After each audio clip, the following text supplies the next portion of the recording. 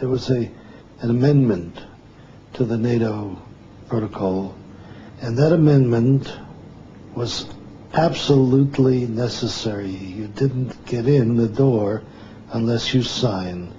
And what was in that amendment was the agreement of the government not to prosecute right-wing activists, right-wing activities, anti-communist activists in their own countries.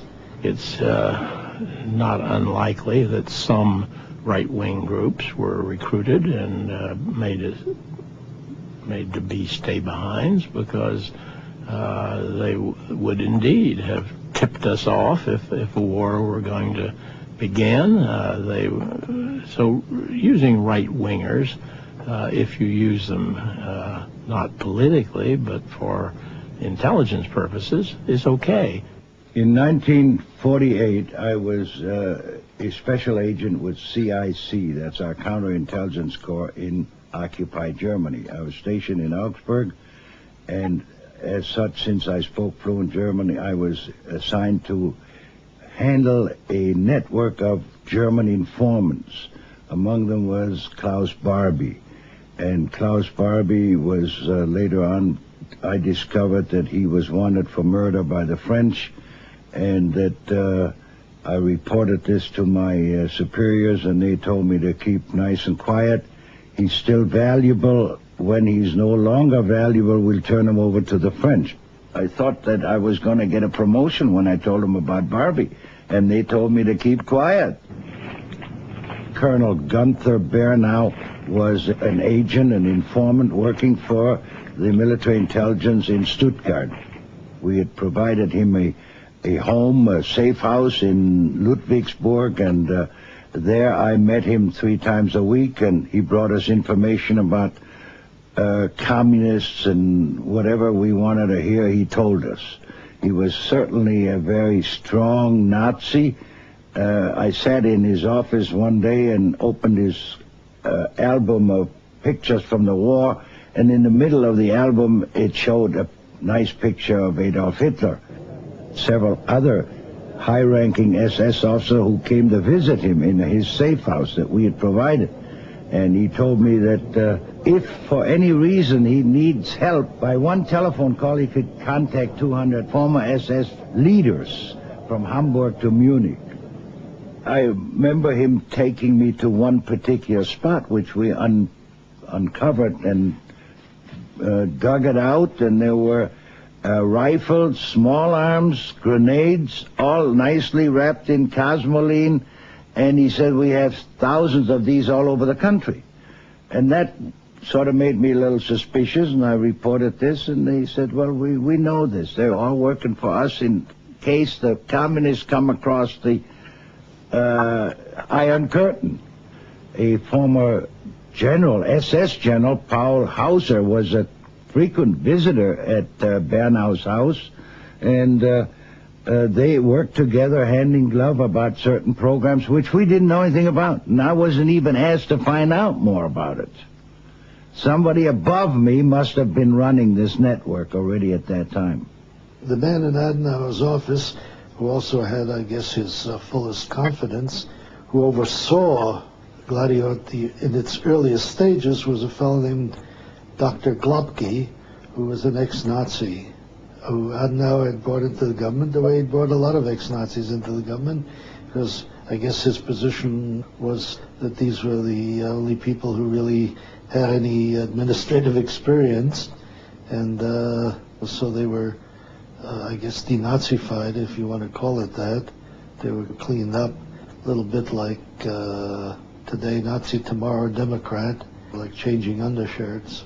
What we were doing is either with the government, secretly, or independently on our own, looking for people who might perform this function in some country where you didn't have that connection with the government or whatever, or maybe you did as a supplement. But maybe 1 or 2 extra people that would have this training, who would stay there during a Soviet occupation and be the base that you could then talk about recruiting other people to join. There was documentary material when Colby was station chief in Stockholm that he had been in touch with former Swedish volunteers in the Nordic legions of the SS, the Waffen-SS, and people who later came to be known, I guess, as Sveaborg, that he was recruiting these people. The first scandal connected to the stay-behind groups broke in 1952 with the discovery of assassination teams linked to the Bundesdeutsche Jugend. In all those countries, some elements of the social democratic or socialist parties aligned themselves with the communists into so-called national unity parties or socialist unity parties. The presumption was that should the Soviet army make a move toward the West, they would try to build some kind of a German puppet government in the German territory which they would occupy. The Bund-Deutsche Jugend was a right-wing political organization loosely affiliated with one of the political parties in the state of Hesse in Germany.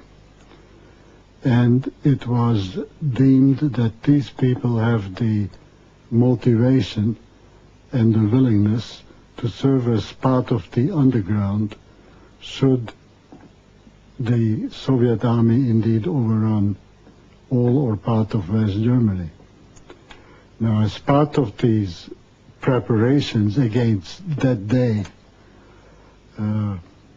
somebody's enthusiasm ran away with his judgment, and they drew up a list of German politicians, including many prominent social democrats, who they thought might be the kind of people that the Soviet army would look for in trying to organize a puppet government. When the story broke, there was a considerable flap, and it was deemed desirable that General Truscott should personally explain to the people involved what had happened. And we explained the situation first to Chancellor Konrad Adenauer of Germany, then we explained it to General Matthew Ridgway, who was then the Commander-in-Chief of NATO, and finally, and most importantly, we explained it to Prime Minister George Sinn of Hesse, who himself was on that list. And Truscott explained to the Hessian Prime Minister that this was an unauthorized activity, to be sure only a paper exercise, but of which he was unaware, and it certainly shouldn't be interpreted as in any way casting aspersions on our confidence in Prime Minister Sinn. From the beginning, Gladio was really divided into two spheres of influence, British and American, because the original agreement between Sir Stuart Menzies and the ex-OSS people, Wisner and those, had foreseen that the British would retain their sphere of influence in the countries that were traditionally British, such as the Netherlands, Belgium, Portugal, Spain, and the United States had very little to do with those. We'd see, or rather I would see, documents having to do with that, but if anything needed to be done, I would have to contact somebody who had that responsibility in the I-6. Après la guerre, le chef de l'Intelligence Service, Menzies, Monsieur Menzies, a pris contact avec le ministre des Affaires étrangères de Belgique, Monsieur Spaak, très connu, M. Paul-Henri Spaak, et ils se sont entendus sur le principe de créer un réseau stay-behind belge en période de paix, afin justement de ne pas connaître tous les inconvénients et tous les dangers qui avaient été liés à la constitution de stay-behind pendant la guerre.